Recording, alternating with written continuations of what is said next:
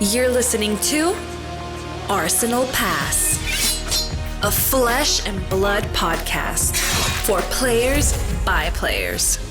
And all about strategy, leveling up, and the latest news in the world of Wraith. Welcome to Arsenal Pass.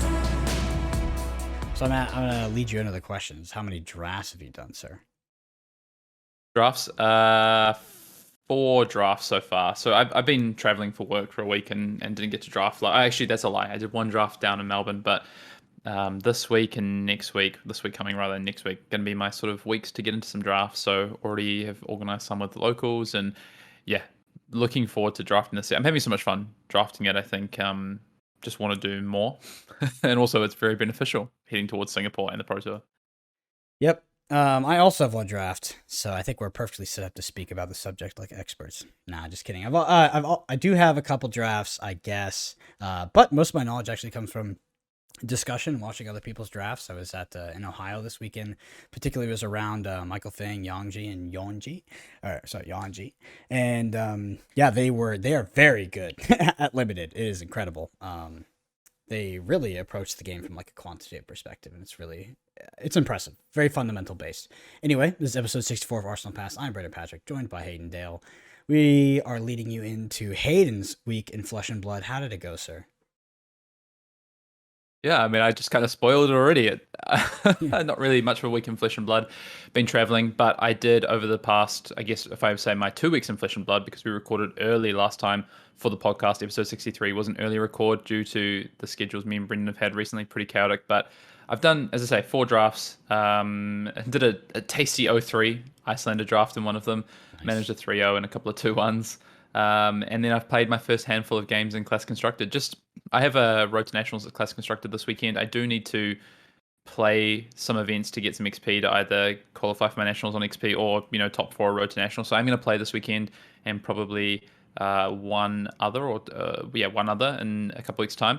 But I've got a Class Constructed and a draft this weekend. So have just started thinking about what I might play this weekend. I played a few games. I think started as a lot of people have with kind of the big boys of the format, or the big heroes of the format, Ultim, Prism, Fi, and running a few games, and Briar, and just looking at maybe what I might play. Lexi's an option for sure. Viscerai's on my radar, so just trying a couple of things, getting a few games in, and then gonna sort of select and probably mostly theory craft a deck for the weekend. But yeah, looking forward to it. It's been a busy week, but managed to play some Flesh and Blood, which always feels good. How about you, Brennan? What have you been? I know you've been traveling, but you were also in Ohio, so tell us all about Ohio.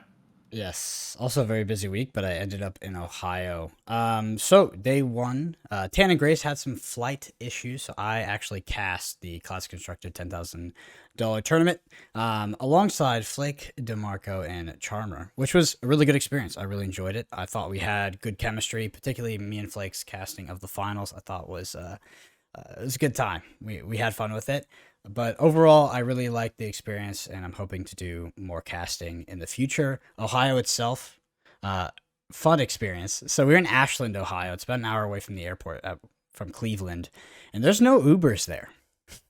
It's which doesn't sound that crazy until you wake up in the hotel at 8 a.m. You got to be there by 9 a.m. and there's literally no way you can get to the venue. I was in Starbucks asking locals to give us a ride. So eventually we got like some dude who somebody knew a dude who worked for, it was some veteran guy, just drove people around. We got his contact and he drove us to the event. So that was a process. Like I said, casting Friday, great time. But then here comes Sunday. Me and the boys, Michael Fang and Yuanji, take down the Team Unified Seal Tournament, the $5,000 one, which was super fun. I had a great time. The team event, obviously I played the one in Vegas, and that was good as well. But this one was fun. The finals was pretty funny, and we didn't talk to each other very much outside of the in between games. We would maybe theory craft some strategy, but in the final we got a bit vocal, and it was a good time. So are you telling me that Michael Fang has done what Michael Hamilton couldn't do and carried you to a team win? Michael Fang actually did go undefeated, but we had the most busted Icelander pool I've ever seen. And then we had sorry, it wasn't Yongji, it's Yongji on Dramai, and then me on Fi. So Yeah. Michael Fang did carry me to a win, I guess, technically. He actually went undefeated. I think sometimes his game didn't finish, maybe, but overall he was crushing it. I've heard he's pretty good at Flesh and Blood, so it makes sense. It's pretty And cool to see you. I checked out a little bit of the coverage, and yeah, I saw Flake, saw Charmer, and then there was this other guy, and he was alright as well. So I thought the coverage was great. Actually, in all honesty, I thought it was an awesome event to sort of kick off. Really unfortunate that Uprising wasn't legal for this Ohio 10K classic constructed event, just because of distribution issues in the US, and that was unfortunate. But it was really cool to see this kind of like lost meta that we'll never see again. This meta where Starvo isn't around, Chain isn't around, but it's the pre-Uprising meta without those two already living legend. It was a really cool idea. So it was nice to see that. And I think in the end, Brendan, correct me if I'm wrong, but a Briar player playing this like very sort of interesting, slower kind of, but with belittles in their Briar deck, very very different sort of Briar list, right? That beat Travis, who is one of our patrons. Shout out to Travis in the final, who I think has made back-to-back finals of the Realm Games events. Yep, Travis actually did drive me home for that event too. So yeah, the mirror is hard to evaluate that Briar deck because he was playing 70 cards, and I think they had already split the prize, wow. so they're kind of playing for fun. Like he had Korsham in his deck, which was just wild. So I didn't really get to see that deck in all of its glory. The takeaway from that weekend is in that meta, not a lot of Oldhim showed up, and the Prisms were getting beat up for the most part. Not much to prey on. Yes, Travis got to the finals, but for the most part, Prisms were really struggling. I know Dayla Mack had like a particularly hard time. But overall, Prism was not the pick, in my opinion, unless you were teched for Briar, which is, show me that deck. So yeah, Briar was the dominant force of the weekend. Yep. Well, we're going to definitely dive into some more constructed as we get into the road to national season. We're going to get some events under our belts. Like I say, I'm playing an event this weekend, so I'm sure I'll have stuff to talk about next weekend. Is Fire the real deal? Is Dramai a sleeper? And if we remember, Brennan, you said that you thought Fire was like Bolton tier, but that Icelander and Dramai were the ones that had the highest upside. So let's see how we go with that. My memory's a bit foggy on that one, but yeah, I bet it is. Let's change the subject and head to the news. Let's head into the news. Want to say a massive thank you, first of all, to all of our subscribers on YouTube. We're at nearly 4,500. I think we're 4.49. So our goal before PT Lil is to hit 5K. So if you aren't subbed, go and subscribe to the YouTube channel. We appreciate all that you do for engaging and getting involved. And Brendan's got a special update for a pretty cool thing that's happening this July with a bunch of community creators and our community, our wider community, Flesh and Blood community. But before we get to that, if you don't... actually, Brendan, tell us about now. I was going to say before we get to it, tell us about now. What are we doing for July and what is happening? And give us a bit of an update on Flesh and Blood. What's the hashtag? I've forgotten the hashtag already. It's the Fab Fitness Challenge. So we went with a bit of alliteration there. Alliteration. Fab Fitness, yeah. So basically, in July, we're doing sort of a community, wide event where we're going to focus on health, fitness, mindfulness, literally whatever you want it to be. It can be cardiovascular exercise, lifting weights, yoga, meditation, whatever it is. But for 30 days, the community is going to get together, set out some goals, and set to accomplish them, right? We're using that hashtag on Twitter to sort of facilitate all this content aggregating on that platform. In the Arsenal Pass Discord, specifically, we do have multiple channels for this, a general chat that is very active at this time. I think we have 150 people that are, and they had to specifically role react to get in, so we're actually participating in the event. I'm super excited. For me, I've set out some goals for myself, and I am actually posting every single day in that Arsenal Pass Discord. So everything I eat, all the exercises I do, sort of my takeaways for the day, like what was hard, what was easy, et cetera, just getting that progress sort of clocked in, and at the same time putting out some content so I can be held accountable to sort of what I've set out to do. I'm really excited, and I'm really happy with the reception so far. We've had multiple content creators come on, one of them being Flake, Taylor Morrow, the Tall Timmy, so many people. So it's really going to be a cool event, and I hope that we can have an awesome July and make positive, impactful change. Yep, definitely. I mean, for myself, I'm getting involved. I'm not going to be posting as regularly as Brendan, but I'll give some updates. And mine is more around my sort of, I guess my mental wellness and my sleep has been something that's been very impacted over the past, to be honest, couple of years. So I'm really focusing on that, trying to get into better, healthier habits with my sleep. Started well last night. Brendan, it's currently the 1st of July here, so I've started already. Last night went well. Got my 8 hours sleep. I'm aiming for 7.5 hours sleep a night, which is, a lot of people know it's not easy when you have a busy life. Especially, I don't envy those of you that have a family and trying to still maintain your sleep. It's very, very difficult. Priorities are very different. So that's something that I'm going to be talking about a little bit, and the things that I'm doing to help me with that. And otherwise, Brendan, how can people get involved with the challenge if they want to? So honestly, the prerequisite to getting involved is just to go get after it in July. But if you want to be a part of the community and you want to be a part of the conversation and to be a part of that group, for us, we have the Arsenal Pass Patreon Discord. We have that specific place where we're communicating with our audience. But you can honestly go through whatever content creator you want that is participating in this challenge. I know Flake has channel set up for it. The Attack Action podcast does, and I'm assuming others will as well. So wherever you want to build your community and sort of set up that accountability for July, up to you. Outside of that, on Twitter, the hashtag Fad Fitness Challenge, that's what we're doing to sort of communicate with each other. And like I said, aggregate that data on Twitter. But that's all you need. Like we said, it doesn't have to be anything crazy. It can be something, simple, only a few times a week, whatever it is, but just one goal that's just a goal for the month, maybe something that you haven't been able to accomplish before, and hopefully we can all sort of motivate each other to get something done. Yep, definitely. Yeah. Reach out on Twitter if you're looking for these communities. Everyone's on there. I know I saw Taylor tweet about his community on the Take Action Podcast Discord. So, there's plenty out there, and everyone's here to pump each other up and like you say, Brendan, get after in July. So that's happening. Road to National start this weekend. Good luck to everyone who's participating. You can find all your events nearby you on fabtcg.com.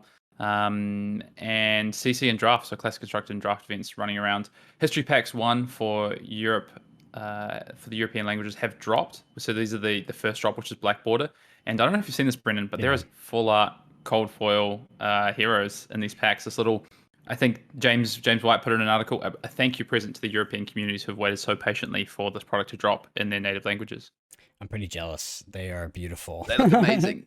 They're beautiful. Yeah. All I'm wondering from that is like, what's it gonna cost me to get my hands on one of those? But they look really cool. It's a great addition to the product. I think you have it in another language, which functionally is making the game more accessible. I know some people do buy those cards for aesthetics, but on top of that, now you have this sort of these sort of chase cards, so it makes it exciting to open the product. I think it's a good idea.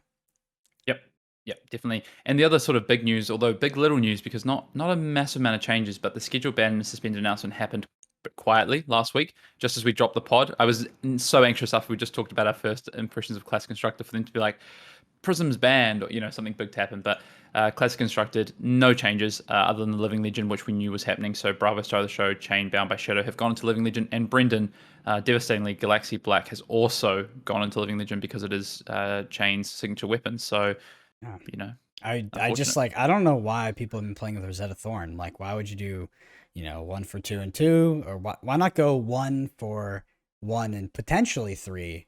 And it's just literally worse. I just Galaxy Black is such a funny weapon, and this is a funny rule, to be honest. If we're gonna slightly talk about it, Galaxy Black died for the sins of Chain at this point, because Rosetta Thorn is just almost objectively more powerful than all the other Runeblade weapons. Of course, but say Briar rotates out next, hits Living Legend, then Rosetta Thorn goes along with it. So it is an interesting thing to see. We'll see how that kind of unfolds. Following changes also in Classic Constructed, effective from last week.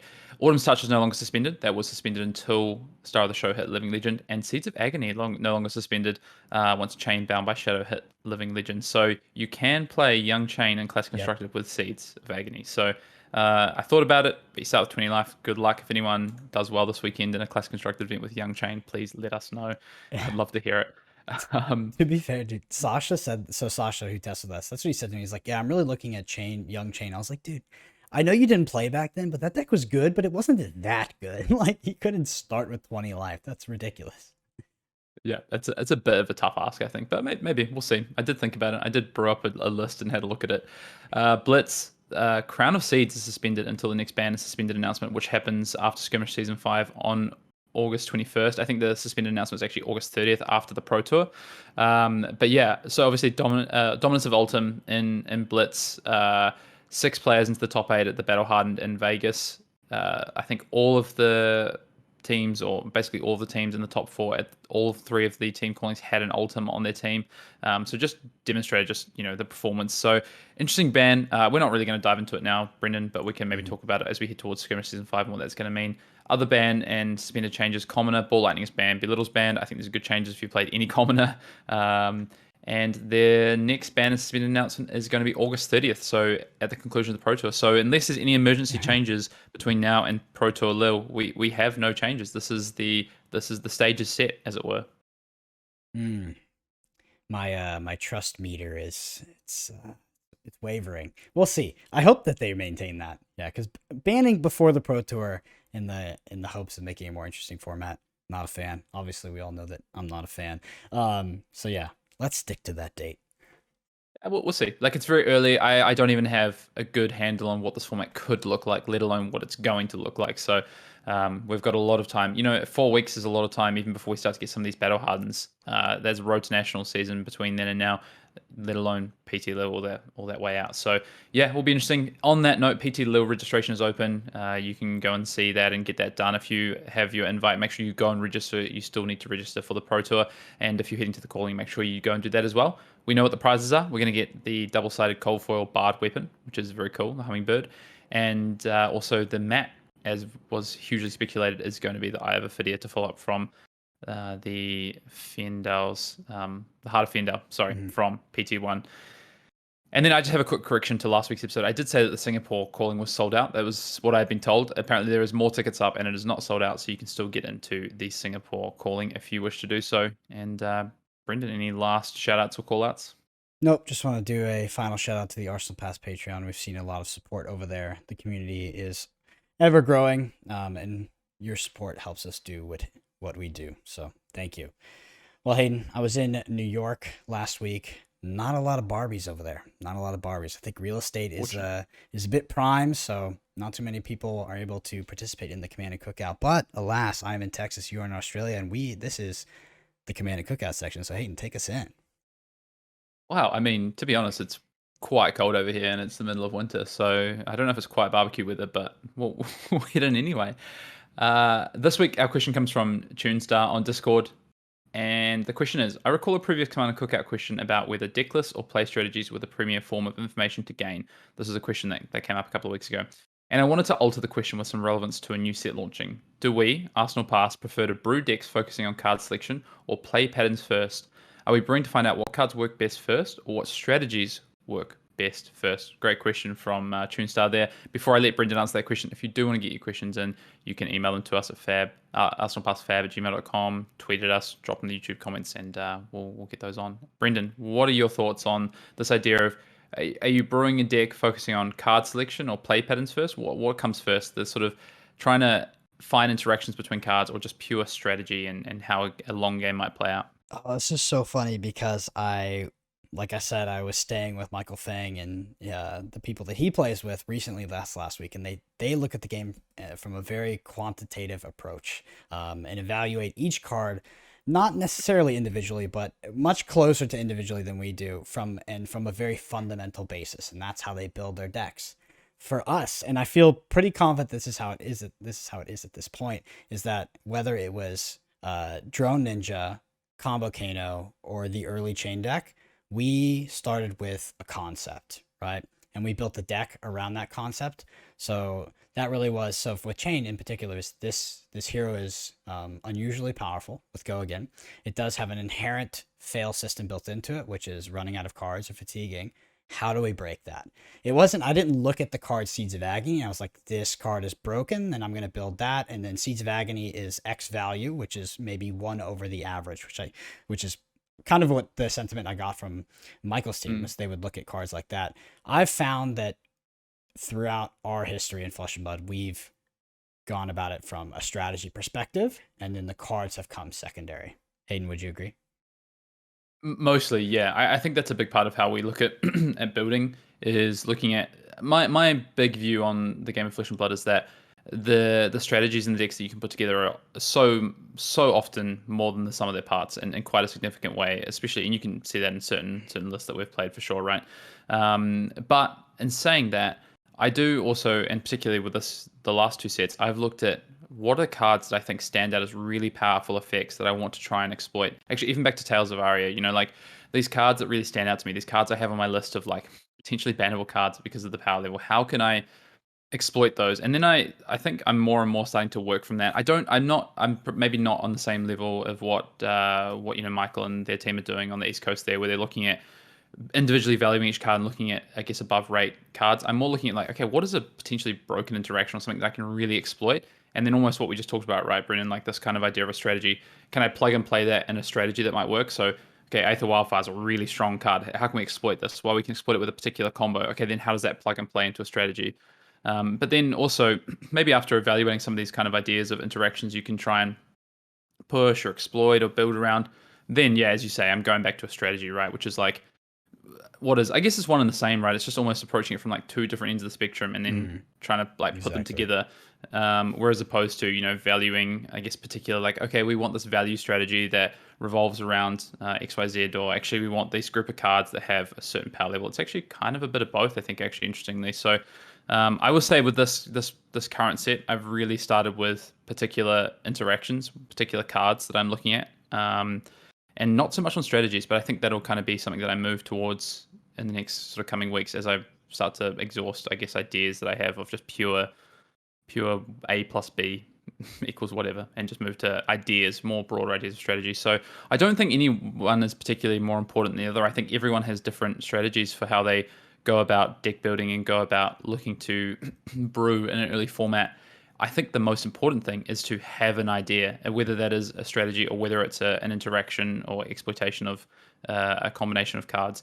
And then once you have that, then you need to flesh it out from there and be really discerning about how you actually build that deck out. So start to go through your fundamentals, your resource base, your early, mid, end game, how you're actually going to win the game. Because even if you have an idea of like, oh, I can exploit this combo, like Frost Hex is a great one, right? People are talking about like this Frost Hex thing where you can land 3 Frost Hexes and cycle through your deck. But it's like, okay, how do you actually win the game? Is that enough damage, or do you need to do other things besides that? And it's really important to have more than just a seed of an idea. You actually have to have a fully fleshed idea of how you're going to win a game, and then move on to other things. What does that mean into different matchups, et cetera, et cetera. So yeah, I think to answer your question, Toonstar, so there's multiple different ways. I think you just have to start with the one that feels best for you.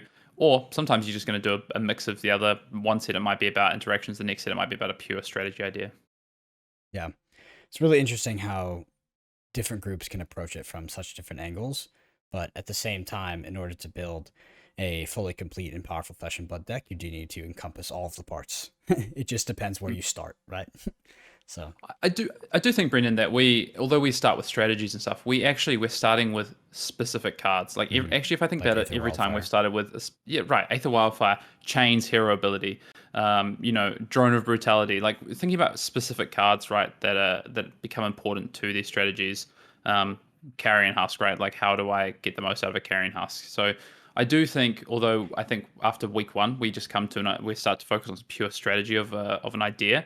It does always start with like a card, Crown of Seeds, like what's the best way Crown of Seeds to be exploited, etc. So yeah, interesting concept. And I think it's going to be continually changing and it's going to be very dynamic depending on the play groups you talk to. Mm-hmm. Awesome. Anyway, Brendan, let's go to the main topic. So what are we talking about this week? Well, we're going to review a little bit of everything, but before we get into sort of reevaluating some of our limited reviews, where we were right, where we were wrong, a lot of where we're wrong. Let's talk about draft, Hayden. Let's, through your drafting experience, like we talked about at the top of the pod, I haven't drafted as much as I would like to, but at the same time, I've done a lot of draft review, like recorded draft review in our internal testing, and I feel pretty confident with the format. I want to get your thoughts, and I want to hear you break down sort of the heroes in draft. Specifically, like what are some of the dangers or benefits and dangers of drafting each? What are the pitfalls? How do you rate them? Is there anything that is maybe underpowered or overpowered? Just high level, hit me with the 3 heroes. Let's just high level give you everything about draft, please, in a nutshell. No, I think it is good to start with some high level, and we're going to definitely dive further into this as we get into the limited season. We get more drafts under our belt. We're going to do a big. I'm going to do the Uprising draft videos. I'm going to try and get Brendan with me on those, and we're going to dive into like archetypes and mechanics and kind of important things. But from a top level, Brendan, yeah, I think it's a really interesting format. with the three heroes and the Draconic versus Ice talent. I think when you talk about just purely heroes in this format, if you talk about strengths and weaknesses from a top level of this limited format, it does almost feel like when you look at it at a base level, there's like this almost like rock paper scissors, right? Where it's like, okay, Icelander like really taxes Fi and makes Fi weak. Fi, really punishes dragons and Aether Ashwings because of the go wide attacks. And then Dramai naturally has this arcane barrier built in and can pressure Icelander. So there's like this. That's kind of like I think like level 0 of it. But even within that, right, I think if I talk about just quickly each of the heroes, for like Icelander for me, I think what's really important is, the blues are like important. They're a lot less important than I thought. I think the red damage spells are like super important. Yellows are just really not where you want to be ever with Icelander. You really, unless they're cards like Aether Ice Vein, which is really powerful in of themselves, those are the yellows you really want to try and avoid. Dromai for me, I think those ways to make and use Ash and have reds to turn on go again are just so premium. So red Rake the Embers, red Billowing, and red Sweeping, I think are just like super important to any sort of, or almost any sort of Dromai deck that you might be able to put together. And then, the weaknesses there is that if you're at a table that, to be honest, has even 2 sometimes, but definitely 3 Dromai Drafters, those cards are hard to come by. And I think that class is very often overdrafted because I actually think it probably supports possibly the least players between that and Icelander. And then for me, Fi, I guess like the strengths and weaknesses, I think the strength of that is that you can get into Fi really early, and also because you get to, you can play 2-3 Ember, Phoenix Flames, that you really don't get punished for maybe being at an slightly overdrafted Fi. And the weapon is like your biggest strength. I think it's really hard to punish Fi in terms of like pure damage in the deck because of the weapon, and also just makes kind of average Fi decks just better because you have this weapon to lean on, so you can turn your blues into good sequences of attacks, especially if you pick up the ones that defend 3. And then I guess maybe like weakness wise for Fi, I do think for Fi, if you don't pick up these chain starters, it can really, really hurt you, and those need to be priority. So if you get into Fi late, you can often be cut off from some of those, and you can end up with a pretty poor deck. So yeah, the format in terms of heroes is really interesting. I hope that's kind of an overview from my side, at least, Brendan. Yeah. So I'm just gonna zoom out and go a little bit more macro because you definitely went into detail there. I think I was trying not to, but you kind of led me into it. Of course. I think overall the format feels pretty narrow to me. We are leaning towards the idea that you have to be in your hero pretty early before pick 7. So before the wheel and before you get reliable information of like what people are playing. I'm kind of taking this from another podcast, Tag for 20 podcast, but I think by pick 4. I think by pick 4 you really want to be settled in, if not closely around there. The question you need to ask yourself in this format is, do you more often get rewarded or punished for staying open? I find myself getting punished more often. Staying open, that means picking generics, potentially picking cards that aren't as powerful as others. Maybe you pick a blue Sift because you get a nice blue base with a block 3 rather than a blazing hedgehog, or blaze headlong, as some people like to call. Find myself getting punished much more often. So that begs the question is like, if you are going to commit early, where should you commit? I find in Icelander, the spread between good decks and bad decks is large. You either have the good one or you have the bad one. I also think the Spellfire Cloak is an absolutely necessary pick unless you want to go 2-1, which maybe that's your goal. But if you want to go 3-0 and you don't have Spellfire Cloak and there's another Icelander drafter, you should probably lose. Spellfire, Spellfire. Spellfire, yeah. Spellfire, could you imagine? After that, Dramai, I agree with you. Dramai is also pretty narrow. There's 2 decks, theoretically, but I think they're the same deck, right? It's like, do you have the dragon deck or the centipede deck? And I think that dragons are great, and I would like a few of them, but I want centipedes. I want like 5 centipedes if I can. Ember Moss Centipede, 2 for 7, 2 for 8 at red. Very, very good card. Actually really powerful at fatiguing the opponent too, if you're into that sort of thing. But I find that if you have a bad Dramai deck, it is borderline non-functional, man. It's rough. And lastly, Fi. Fi, I think that the draft supports the most number of Fi drafters. I think the Draconic cards are particularly better in Fi than in Dramai on average. And like you can kind of, you kind of hedge a little bit by going with the Draconic picks early and end up in Fi. Maybe you go over Dramai if you get some really good stuff like Necria, things like that. But I do find that, yeah, if you're committing to Fi early, it seems like you can get a functional deck most of the time. Can you get a 3-0 deck? I think that's the biggest question we have over all of this is like, what is the path to having the most 3-0s? Because 2-1ing is one thing, but finding a strategy that goes undefeated is pretty tough. But I've found that, my main takeaways is I want to be picking my class early, and there are some particular cards that I feel like are almost absolutely necessary if you want to be competitive in some heroes. Yeah, I think you're right. I think just my kind of last comment on just overall draft, and again, we're going to get further and deeper into draft strategy as you go forward, is about, you talked about, I guess, committing early, and I agree with you to an extent. I think there's a strategy that is potentially going to be viable in this format where it's you basically you don't necessarily staying purely open. You're not going like, oh, I'm looking for these generics, I'm looking for this. It's just this philosophy of like, I just take the best cards, I take equipment, and I take the best cards for the first 4 or 5 picks, and then I see if there's a signal in these packs. And that's where pack distribution and knowing pack distribution really comes in important, I think, in the set. And I think pack distribution is a lot easier to understand in the set than it has been in previous sets. So if you're not aware, I think it's important that you sort of understand pack distribution and keep it at the top of your mind.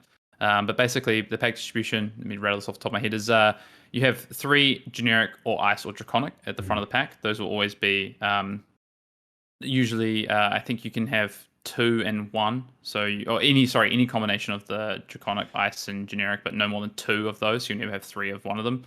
And then you have your equipment, your foil, and your 2 rares, and then you have 2 of each of the classes. So 2 wizard or ice wizard or elemental wizard, and then 2 draconic. Sorry, 2 Dramai, 2 fire, and then you have this one floating random spot. Yeah, which is, it could be any of the 3 classes at common, which does make it hard because if you get past a pack of 14 cards and it has 2 of each, then you don't know what the person could have taken. But as you get further down the line, it knows. So yeah, that's the distribution. I think it's important to remember, and it does give you this idea where I think that you can be pretty, I wouldn't say open, but you can take kind of the best cards early, and I do think you can understand what people have taken before you, and that starts to decide where you should go. And then you can be in this kind of idea of like, maybe I have maybe I have a piece of quelling equipment, which does actually keep me open, is really strong.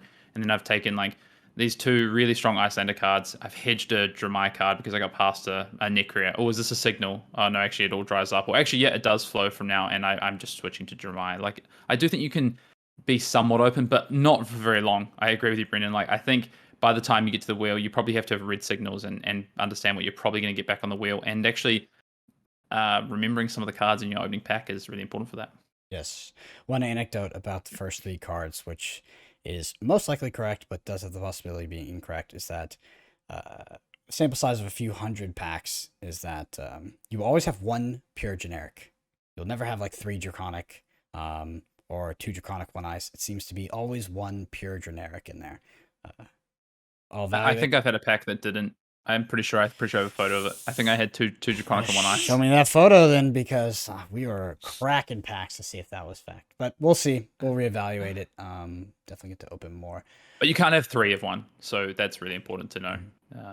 And it seems like more often than not it's 2 generic. But that's small sample size. All right, Hayden. So we're gonna head into sort of reevaluating some of our picks and early thoughts. Can't wait. Yeah, early thoughts about Uprising in our Uprising Limited review before we had, for the most part, touched the cards. We're lucky because we got to play world premieres, but still we're pretty off. First, I want to start with Hayden. Hey, pretty off. We were somewhat off on some of them, and I think for a lot of them, our thoughts kind of resonate. Yeah. The format is a bit different than maybe we thought it was going to be. That's the main thing. Actually, I was talking about this earlier. I think I am more congruent with my picks from the limited review in this set a couple weeks after than I was in Tales of Aria. I felt like I was more. Me too. Yeah. I was so wrong about Tales. Same. I was super off. Okay, so starting it off, equipment. Hayden, I just got many points here, so I'm just going to rattle them off. So quelling slippers, by far the best sort of quelling equipment. And it's not close. Not kind of class. Yeah, why? But why is that? Just give a reason why that is. I agree with you, but why is that? So it's because of what it competes with. It doesn't compete with anything particularly good. So you have the stilettos competing with that, and the tide flippers. But outside of that, nothing, right? So it doesn't compete with too much, and because of that, it's a very, very safe early pick. It's pretty much always useful. The one note is that versus Icelander, I do want the Arcane Barrier. So if I have the Quelling Slippers, I might still draft the Tide Flippers or something like that. But I think that that's a good situation to be in, is to have the option between, an Arcane Barrier equipment that has some text on it, or to have the Quell. Yeah, I think we nailed it though. We said Quelling Robe is the weakest because it competes against two of the best equipments in the set in the terms of the Spellfire and the Sash, and then sleeves. Actually, like the Heat Wave and the Silken Form have just been even better than I thought. So I agree with you. Like the boots, just having the less competition means default it's just the best piece of generic. So, kind of riffing off of that, how important do you think it is to get your class equipment with Arcane Barrier in the set? Do you think it's imperative to winning matches against Icelander, or no? Um, I think it depends, to be honest. I think in the mirror, so if you're Icelander, I think the Arcane Barrier is like super important to have because you have these floating resources. You're kind of playing like a chipping game. It depends on your deck, right? Like if you have this quite aggressive deck and maybe you have some other cards that are just good against defending, strong attacks rather than trying to just play a longer game where you're preventing arcane damage. So I think about cards like Oasis Respite or even Sand Form. Is that what it's called? I'm so bad with card Sand names. cover. Sometimes. I feel like Sand. I've taken up your mantle of not being good on the names for the What? set. What is this mantle? But I think if you have those, then you can maybe get away with less Arcane Barrier. And Arcane Barrier gets better the more Quell you have, right? Because you can potentially start to use those in good ways on a turn if you need to. Like, I Arcane Barrier plus I use my Silken Form and then I turn an Ash into an 8th Ashwing. So I don't know. For me so far, it's definitely been important, but I don't think outside of for Icelander itself, it has been like unwinnable if you don't have it. Yes.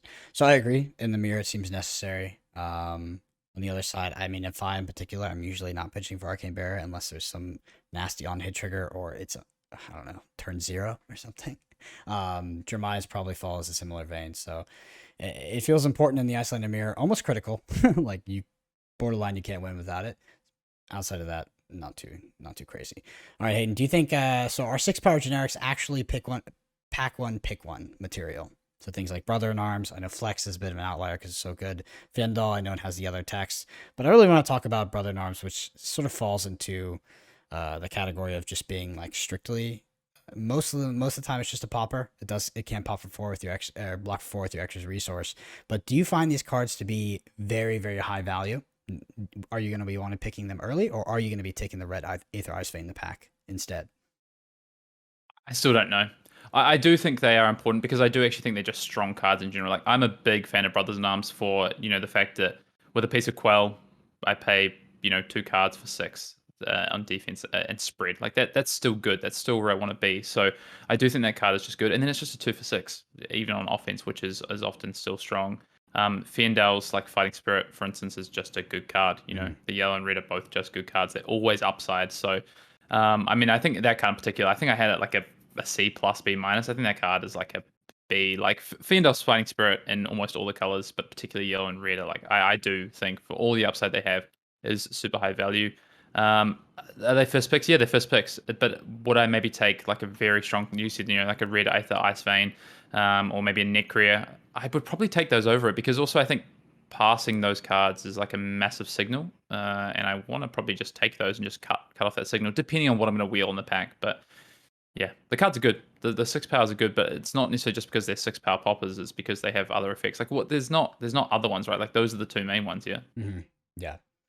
So how do you value 3 defense generics? I found myself valuing 3 defense blues in every deck. So things like Sift in generic very highly. Like in my Phi decks, like I actively want blue Sift. A blue that blocks for 3 and also fuels my turns. By the way, I'm looking for 8 to 9 blues in my Phi deck, just as a little side note there. But Hayden, the question over to you.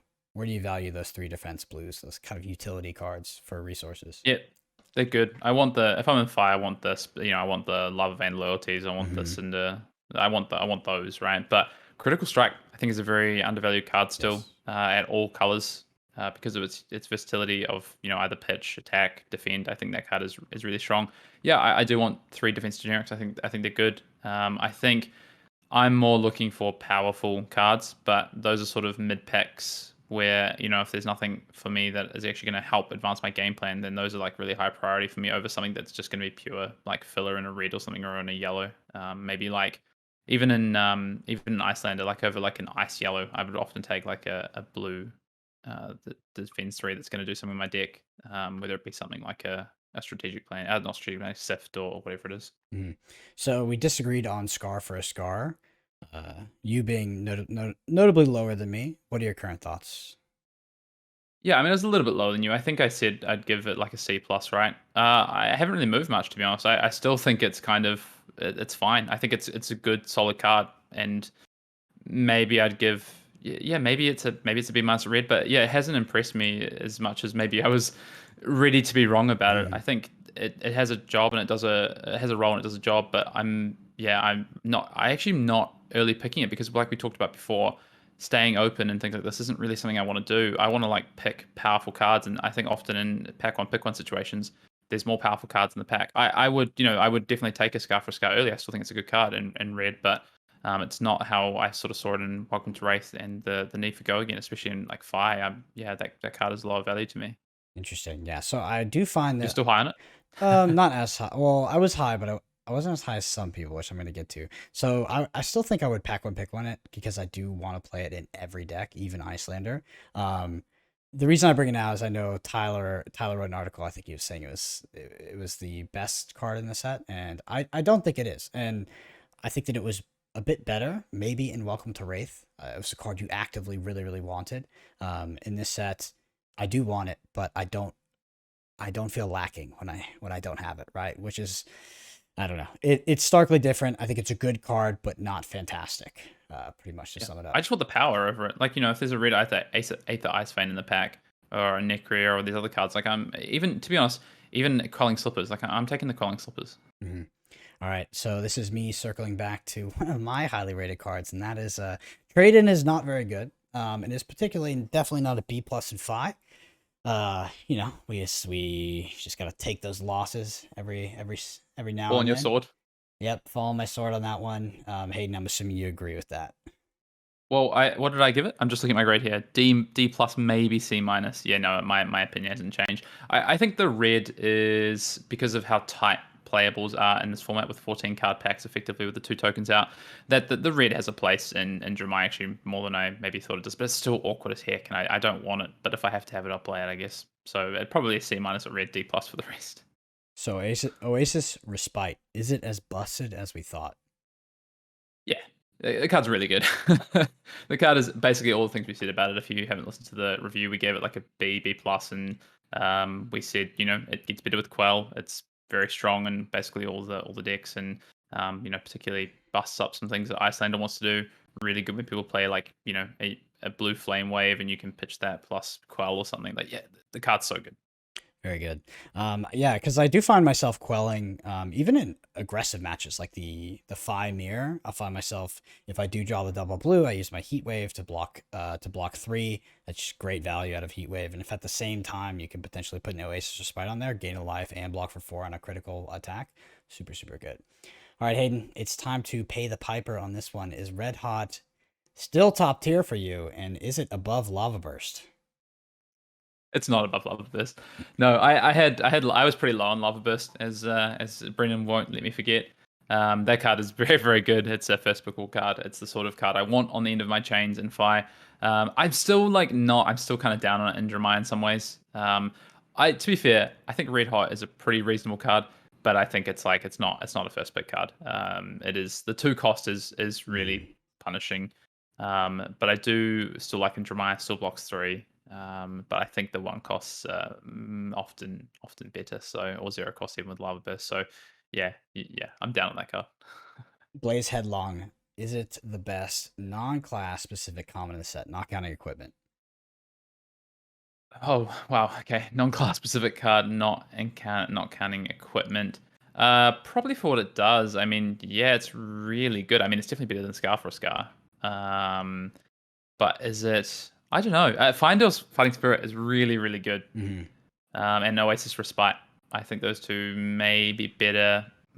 Yeah, it's close though. I think it's top 3. The card is really strong. Yeah, I just remember from the Team Unified Steel tournament sitting across my opponent in top 8, or I think it was top 8 or top 4, whatever it was, and then seeing their deck list and seeing that they had 2 blazing hedgehogs, I was like, oh, that was where the groan came from. It wasn't the Oasis or Spider or a Fienda. It was like, oh, 2 blazing hedgehogs. Okay. So speaking of Red Hot, Inflame, Flame Call Away, and Flame Call Awakening, how do you feel about these cards in general? Sorry, Red Hot is this is the one that not Red Hot. This is Burn Away. I meant to write here. So Burn Away, Inflame, Flame Call Awakening. How do you feel about these cards? And how many Phoenix Flames are you playing in your Fi deck?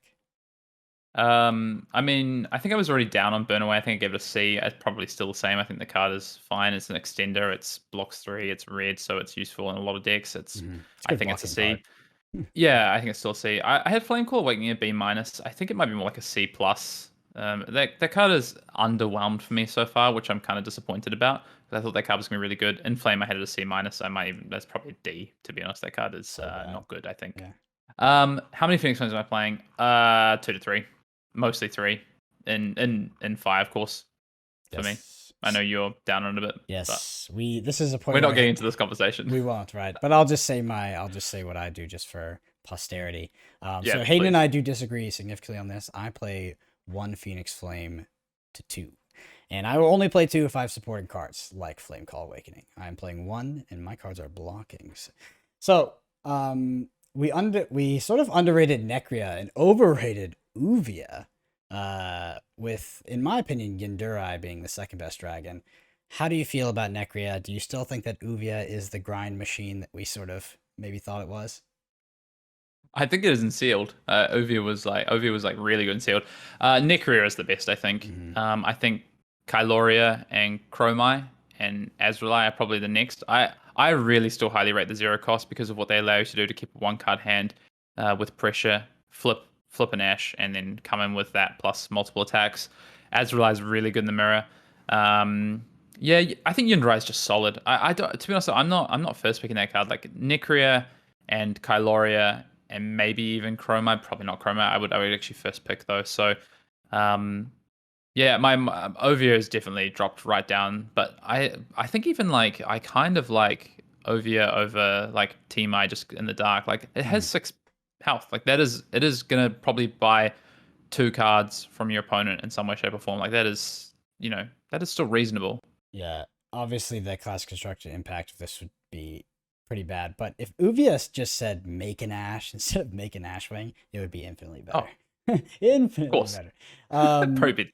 But Necria is like, I think Necria is like almost significantly above different class. Kyloria, Chromai, and yeah. And obviously Team I goes up. It's such a great piece into Icelander. It's so friggin' difficult to deal with, but yeah. So Senopais, they are as gas as we thought they were. So the sort of heuristic I have from this, and this could also be statistically incorrect, but is that a draft will have on average 6 or less poppers. I found in my Dromai decks that rarely have I been punished for playing Senopais, and at the same time, if I'm punished once, I do quickly remake that value by playing more 2 for 8s and things of that nature. So, Hayden, do you agree that Senopais are quite good?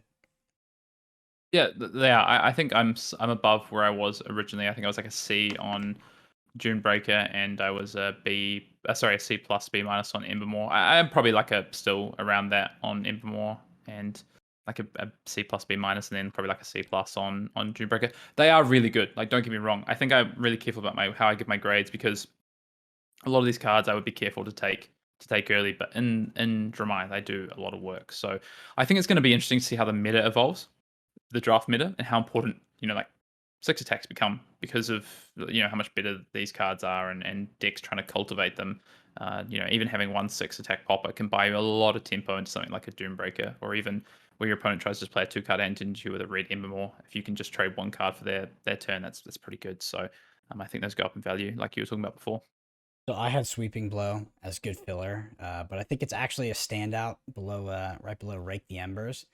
Red, right? Yep, at red. I think creating an Ash, having like create Ash on your card is like super important. And speaking of Rake the Embers, especially the red one, it is gas. I think it's actually a huge signal that people are not in Jeremiah if you're getting that late. Yeah. I had it at B at red. I think probably still is, might even be a B plus, to be honest. I think it's just the reason for that grade is I think it's so crucial to what you're trying to do. But I actually think like the sweeping blow is like only slightly below that. I think that actually, if you don't have rake the embers in your deck, like having sweeping blows and a couple of billowing can, make up for that. It does, it presents a threat, creates another threat, and does a job for you. Do you have sort of a final thoughts on Sandcover? Do you think that this is purely a sideboard card, or can you just slot the red one into your Jeremiah deck? Assuming you have playables. Assuming you have playables. I think you can slot one in. I think the card costs a lot. Like an Ash token is like, I think the way that Ash is kind of valued, I guess like from a design perspective, the way it's valued is it's harder to make than the value of the Ash. So I think your Ash has even higher value. And so trading, your sand cover plus your Ash token is actually can be really big. It really depends on your deck. If you have surplus ways of making Ash, then like I think the stand covers become a lot more viable to just main deck. But I think what you have to do is you need to really weigh up like how much Ash your deck is making, how you're going to use your Ash, and then what does it mean to have just a random sand cover in your deck because it can cost you.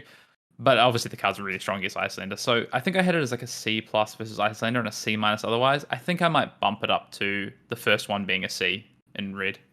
Mm-hmm. All right. So what are your thoughts? on Sandcover, I don't think it's sink below like some people are saying. Like, oh, it's sink below. No, it's definitely not. That is not sink below. I haven't heard that though. That being potentially a card that actually does nothing in your deck because you don't have the Ash is pretty bad. I find myself only playing it as a sideboard card unless I'm lacking playables, to be honest.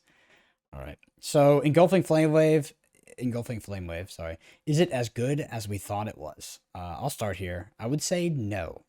I do think that it's an incredibly good card. I think the hit trigger is fantastic, but that 2 cost is a tough sell in Fi, and I think that you're going to want Sash of Sandakai, even if you're playing 1, maybe. I think the max you can play is probably 2, maybe 3 if you have the Sandakai, but you're not just picking up a bunch of Engulfing Flame Waves, in my opinion. What do you think, Hayden? Yeah, I mean it's a rare, so I think that's hard. I think the first red one is still a B plus for me, and even the yellow is still like the first one's a B. But I do agree they get worse in multiples. Seeing multiple in your hand sucks because you really just cannot pay for them. I think Sash obviously makes them even better. It makes it more effective. It allows you to go like, 0 cost the weapon into an engulfing flame potentially, right? Or like, the other way around. Sorry, like still be able to use your weapon and then get back a phoenix flame, etc. Yeah, 2 cost is definitely relevant, but also that effect is really powerful. So I'm still high on it, but yeah, I'm maybe a little bit less high on it than I was, and I think in multiples, like you say, it can be a bit of a trap. You got to be careful, and I think the blue just isn't good, to be honest. I think I would be careful about that. 2 block it blue. So what's higher priority? 0 cost go against like Rising Resentment, or 1 cost go against like Soaring Strike? Ooh, 0 cost because of the 0. weapon. Yes. It's 0 cost for me. Yeah. I find often that your combat chains go attack action, swing the sword, pay 1 for Fi, and then continue down the line. The sort of this leg tap effect where you do the 1 for 4. If you're starting your combat chain with it, the effect is, I think, almost always irrelevant, right? I find myself lacking the resources. It gives a card. Oh, soaring. You're talking about soaring. Yeah. Sure. But I think the 1 costs have like like there's still damage and they have a good place, and often you need them. You don't have enough 0 costs to start a chain. And Lava Vein Loyalty is like super high priority for me, but that's not good as a chain starter. So I think it's kind of like a bit of a mix. But like if I'm sat there, like early picks, the Cinder Claw or the Ronin is like higher priority than the Dust Runner or the Soaring. Yes. So yeah, the question is not like what is playable and what is not, because I still think the Soaring Strikes are fantastic. Priority. It's priority, and I think that the 0 costs are above that. Kind of riffing off that, Lava Vein Loyalty is a great card, and the 3 defense is a super premium. That card overperformed. I want it in blue. I want it in red. Yellow. Yep. It's that's sort of a standout. I didn't expect it. Lava Vein Loyalty. I expected it to be a good. I mean, honestly, I expected it to be okay, but it seems very, very good. Actively want a lot of them in my Fi decks. the cool thing about this format is defending is important and it's relevant, and that's really cool. I really like that, and I like that cards like this. Like I had it as C, and I already thought that defending was going to be somewhat relevant. It's more relevant than I thought. I think this card is like C plus, and then like maybe even a B minus at red. Like I think this card is important and does a really good job for you. Mm-hmm. All right. Man, I've been waiting for this moment for a long time. Sigil Permafrost. Can I ask you one card first? No. I want to ask you one card first. I'm here. I've arrived. I've been waiting. Hayden. Just let me. It's a fire card. Okay, it's a fine, fire card. fine. Rise from the Ashes. What do you actually think of Rise from the Ashes? How good is this card? Rise from the Ashes. Remind me what it does. The next Draconic, so 0 cost, non-attack action, to defense 2. The next Ninja or Draconic attack action card you play this turn gets +3 attack, and you may return a Phoenix Flame from your graveyard to your hand. Not as good as I thought it was. We hit it a C plus, maybe B minus. Yeah, but I don't know. I didn't love it when I played it, even in my sort of sealed deck from the 12 packs. Yeah, I'm actually down on that card. I didn't even think about that. I'm down on it for sure. Not too far. I think it's playable, but yeah, I actually like the blue more than I thought. I thought like the red was kind of like the good one, but I actually think the blue might be the good. All right, it's my time. It's my time, Hayden. All right, Sigil Permafrost. I was wrong. All right, pay the troll toll. Pay the troll toll. Sigil Permafrost sucks. The red one is playable. It's playable. Yeah, it's playable to an extent, but the situation where you fuse this and get its effect is definitely a double rainbow, and not what you. If it happens, it happens, but I don't think that's why you're putting it in your deck. You're putting it in a deck as a 1/4 you can quell with. Exactly. Yeah, the card has. I think the card still has big upside, right? But it's so hard to pull off, and that's the thing that I got wrong, right? I thought it'd be a lot easier to pull off the Sigil Permafrost sort of like 4-card hands than I thought it would be. But actually, the priority for your cards that you want to put in Arsenal, it's not. You're not trying to put blues in Arsenal. Like that's not actually necessarily a priority. Sometimes you are, but often you're being like, that's on turns where you play like the one that gives you 3 frostbites, and I put this like just a good blue solid card in there and get some damage in. The next turn I just push some damage, or whatever. But sometimes you're just putting like a red card that deals damage, or like a red frosting or something that you just revealed that you're gonna play next turn off of a 1-card hand or a 2-card hand. Like those are the sort of things you're doing. So Sigil Permafrost is like a little bit awkward, but I do think when you have quell equipment, the red is like minimum 2 cards for 6 with the quell, which is fine, even though it's giving up a quell. And then it has the upside potential that when you can pull. So I have pulled off a red Sigil Permafrost a couple of times, and it is good when you pull it off. But it's not easy because the blues are at a premium, and it can get a little bit awkward with what blues you actually want to Arsenal. Yes, if pigs could fly. So this one is going to be not much of a surprise. Oh, so I give a C. I think it's like the red is like a C minus, and the yellow and blue are like Ds. Yeah, they're getting a D range. This is not going to be a surprise, but Aether Icefane is as busted as we thought. I think you want that in every color. It's a great card. That disruptive effect, forcing your opponent to interact, very powerful. And the red is a 3 for 5. What grade did you give this? Oh, I was definitely not down on this. This is the one I might have given an A. No, yeah. I gave an A to it, so I was curious what you did. Yeah. Oh yeah, I was so up on this card. I actually couldn't remember, in all honesty. All right, what next? Brain Freeze, specifically blue. I find myself actively swapping out blue 0-cost cards for 1, 2, 3 cost blues, in order to avoid that effect. I think you should only prepare to dodge the blue and try not do it at the cost of making your deck significantly worse. But when I'm playing Fi, I will go in, I will take out like my 0-cost blues and just put in ones that are block 2s and things like that. Seems effective. And blue Brain Freeze, it's playable. Yeah, I think it's like I think I said C minus D for depending on the cycle. I think the blue's like a C. I think it's like playable filler. I think it has a rock. Mm-hmm. Next up is Aether Hail and Frostling. Yes, good. Frosting. Yes, frosting. I don't know why I thought there was an L in there. Probably because I don't know. It's so good. So they fuse your cards, right? They are ice cards, and they will help you pull off some of those abilities, whether it's through Aether Icefane or it is finally your Sigil Permafrost, blowing out your opponent. But outside of that, they're just very effective. I really like these in blue. Aether Hail in red is pretty decent as well, but I love frosting in blue. And I love having a high ice count too. Hayden, I'm assuming you're congruent. I'm further down the line. I think frosting in red is the best actually, and I think blue is perfectly good. Obviously, it flips for 0 to deal the damage, turn on your staff, and give them a frostbite. I think obviously very good. I think Aether Hail in red, yellow, blue is good. I think it's the best of the ice, to be honest. You get to go, okay, reveal, stick it in Arsenal, even if it's a red. Next turn, I'm flipping it, and I'm also dealing you 6 damage off 2 cards. Perfect with my, my staff. That's where I want to be. If it's blue, I'm dealing 5 damage plus giving you a frostbite on your turn. I think blue is super high priority. I think yellow is just fine damage. I think it's the card I want to play the least of them, obviously. But I think all colors. I think the yellow Aether Hail, for instance, is like, to be honest, I would play that over yellow Frostbolt or even red Frostbolt. Ice Bolt, sorry, it's called Ice Bolt in a heartbeat. I don't like those cards very much. Interesting.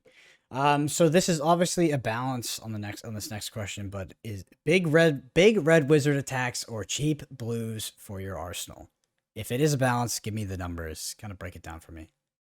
It is kind of a balance, but I actually think it's more about which cards are good. So like Aether Ice Vein obviously is pretty nutty. Polar Cap is fine, but it's nothing fantastic. I'm not really that high on that card. It's about the cost structure, I think, and Succumb to Winter I think is just not a good card. It's about the cross structure, because I think, like I was saying before, like red Ice Bolt I don't think is actually a very good card, because you play it on your turn, pitch your blue, play it, and then you have 1 resource left over. You're not able to see if it's a red Aether Hail, for instance, right? Then I can use my staff as well, present 6 damage. I think the yellow is really bad. So yeah, I honestly think it's a balance. You do need some red that can push damage. Like you need some of these Aether Ice Veins. You need something like a Polar Cap. You need some Aether Hails. You need some, red Frosting. I think is a good card for the reason I said before. Just Arsenal play it off 1 card hand, or play it off a 2 card hand, pitch a yellow for the staff or something. So I think probably what I'm looking for is like somewhere in like the vicinity of like 7 to 8 good red damage spells, and I want like half, even up to 10 potentially, and I want like half of those to be ice to be able to like obviously fuse and utilize well. But I want them to be Aether Hails ideally, or Frosting. So moving on to Cold Snap, I find that in blue, I think it's great, and I think that the red and yellow are like unplayable. Close to, yeah. I think I agree with you. I think they're yeah, I think they're kind of whatever. I think they're playable, but there's another ice card that I think is far and away so much better than this card. Yes. There's probably a few, to be honest. Well, Arctic Incarceration, I don't know if it's on your list, but the red I think to be honest, I think all of them are really good, but the blue and the red is phenomenal. The red can just take a whole opponent's turn. Yes. Anecdote on that is don't Arctic Incarceration your opponent, or red Arctic, on your turn. On turn 0, because they will just Heliod's it or something silly. Yeah, like that. exactly. Yeah. I mean, I had someone do that to me, and they were like, you have 3 frostbites? I was like, popped Heliod's? What? Yeah, I mean, it's whatever. Like, if you're doing nothing anyway, and if they have an all red hand, it might be relevant because they can't pay for Heliod's. Yeah. So But we already talked about this, but I think Spellfire Cloak feels extremely necessary in Icelander, and I think that without it, you might get close to just auto losing the mirror. I think debatably, you shouldn't. Really debatably here, you shouldn't play Icelander without it. Like, if these are wheeling around the table, I think it's a huge signal, like massive signal. yes, I agree. Sometimes you're going to have to play without it, and Yes, it's you going to will be have to tough. play But without it. I gave it an A, and I'm sticking with that. I think the card is so good and it's so crucial to Icelander. Mm-hmm. And Hayden, you spoke to us a little bit, but closing it out. Red 0 for 3s in Icelander. Frosting, kind of, but also I want to get your thoughts on Aether Dart Red. Yeah, Aether Dart's yeah, it's fine. What I like is the play pattern of, because you can't fill your deck with all blues and like all reds. You will have some yellows, and you will have some blues that don't they block 2s that maybe don't work the way you want them to. So having something like an Aether Dart and then pitching a card to deal 5 damage off 2 cards is not the end of the world, and it can help you. I think I want less of these cards. I do defend 3, which is great. Frosting I think is phenomenal because it's ice. So okay, pitch, fuse my Aether Ice Vein, reveal this red Frosting, Arsenal it, or my Polar Cap or whatever, and then I get to play it next turn plus pitch for my weapon or whatever it might be. Or I could just sit in Arsenal and just do another attack next turn, whatever it might be. I think Dart is fine. Yeah, I think I had it like a C minus. It's probably like at red, it's probably like a C plus for me. It's come up a bit. Awesome. Yeah, so kind of closing out our limited review recap, I think that we were both a bit more on the money than we were back in Tails. I'm pretty congruent with a lot of my picks. The gameplay pattern of limited, whether it be sealed or draft, has evolved for me, specifically in the draft portion. But outside of that, Hayden, do you have any closing thoughts, sort of wrapping up your limited review for Uprising? Yeah, my kind of overall thoughts is the draft is fine. It's kind of interesting and it's kind of fun. I actually much prefer drafting Tales of Aria, I think. Yeah. But gameplay side, I much prefer Uprising gameplay. I think the gameplay is really interesting. I think there's a lot of different strategies and play patterns in the games are really dynamic, and you often have to change and switch up your strategy. And identifying switches of tempo and key points in the game where you have to trade down on damage, so you lose out on some damage, but for the ability to stop going to a break point or stop a key sort of turn from your opponent or breaking up their tempo is really important. So the gameplay side has been super interesting to me. The draft has been maybe a little bit less interesting than I would have thought, just because I think you have to, like you say, you have to commit early. There's not as many archetypes. Like in Tales of No, Aria, I felt like there was like archetypes, yeah. quite there's not really archetypes. It's more about just the deck you put together, and I think this format is more in the gameplay than as in the draft, which I think is fine. I think it's really good, a really approachable format. I think Tales of Aria, while I really enjoy it, not that approachable as a draft format. So yeah, overall, I'm excited to just draft more and continue to explore the depth. I think I've this is like a first time in a while, and it sounds maybe a bit silly, but when I'm playing, I feel like like there's so many optimal lines of play that don't appear to me until after the game, like quite a few, which is that's a cool format. I like that. All right. Lastly, here we're going to talk about Majestics. Hey, we didn't talk about it in our limited set review, but are there any bombs? Yeah, I know we're starting to run out of time, and we want to get to our of course our review for the week. Yeah, I think we didn't talk about Majestics, and some of them are still, I still haven't played with some of them. I should burn them all. In particular, that's a really interesting card to me. A good late game finisher. I've liked that card. Uprising. I'm not sure how much of an impact that card's gonna have constructed, but in limited, that card is a friggin' bomb. Mm-hmm. I do believe that. And then I don't know, other cards that have impressed me. Those are kind of the main ones. It's mostly been the Draconic. Some of the ice actually. So Insidious Chill, that card is super friggin' annoying. Super That card is actually it might be, that card's pretty ridiculous actually. And I think Encase was the other one that was like pretty good as well. But other than that, yeah, nothing in particular. I'm glad that the Majestics haven't seen too bomby. Sorry, the dragons, right? I haven't played with the dragons yet, so I'm not really sure how strong those are unlimited. So I need to find that out. But yeah, Uprising, Encase, Insidious Chill in particular have been the ones that been the ones that stood out to me as potentially like first pickable Majestics that are strong in this format. Yeah, so I also haven't played with too many of them, but I have played with Uprising. I played against Insidious Chill, and I think that those cards are incredible. I wonder about the one thing I don't have exposure to is any of the legendary armor pieces. If anything really stands out, if you get it, but They defend 3. yeah, I mean that if that's it, I mean that's standard rate for a piece of legendary equipment being really good. But I'm just wondering about the effects. So seems like average. Haven't heard anything. Haven't played against it, but yeah, not too many bombs in the set. We'll see more. I mean, I feel like I didn't really hear much about Crown of Seeds last format, and that was like a freaking ridiculous bomb in that format. So I saw Crown of Providence do a lot of work next to me at the world premiere for someone. The Tiger Stripe Shuko is probably the next one that sort of impresses me because of the interaction with Phoenix Flame and Fire.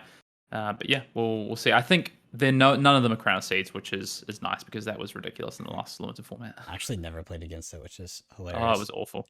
I never played with it, but I played against it a couple of times. I never was lucky enough to own one. All right, so before we head into our Google review for the week, Hayden, why don't you tell people how they can submit a review and potentially get their review read out on the pod? Oh, please. I'm picking the review next week. I haven't had a chance to pick a review yet, Brendan, so give me the chance. Give me the privilege. But if you do want to get your reviews in, maybe one for me, you can submit them at ratethispodcast.com/Arsenal Pass. And it really, aside from, getting your review read, it really does help us out. Helps us get out to more people, players who are maybe discovering Flesh and Blood for the first time. And it helps us list higher and sort of, podcasts and gaming podcasts. And maybe they'll even come across a Flesh and Blood podcast naturally. So please do get your reviews in. You can do it for your preferred format. With that said, Brendan, who's the review from and what does it say? And how many stars are we getting? It says 5 stars from Brian. 12345 3215. The Brian 123. Yep. So he says Arsenal Pass, in my opinion, is the best podcast out there for Flesh and Blood content. It packs tons of great information into a tight package without a lot of filler material. Both hosts are extremely knowledgeable. Hayden is both a calling champion and a national champion. The other host is probably the second most popular, Brendan Patrick, on Twitter. Now that is a funny joke, and if you don't know what he's talking about, You should Don't Google probably just leave it there. Well, thank you, Brian123532215 for your review. The Brian1235215, Brendan, of course, from the United States, giving us a 5-star rating. We thank you. We do love a good joke with the reviews. That's Arsenal Pass for this week. That is our re-review of the limited review for the Uprising review of the preview of limited review, right, Brendan? And our thoughts on limited. Yes, whatever you said, yes. We're going to get more into limited as we get into the season and we get some more drafts under our belt. Don't worry about that. We've got some, some heroes to go through. Of course, we can talk more about Classic Constructed, but for this week, that'll do it for us. I want to say a big thank you to all of our patrons for all that you enable us to do, for supporting us. We do have a Patreon podcast coming in the next week for you. Of course, as always, we're a couple of days late. That's me and Brendan at this point.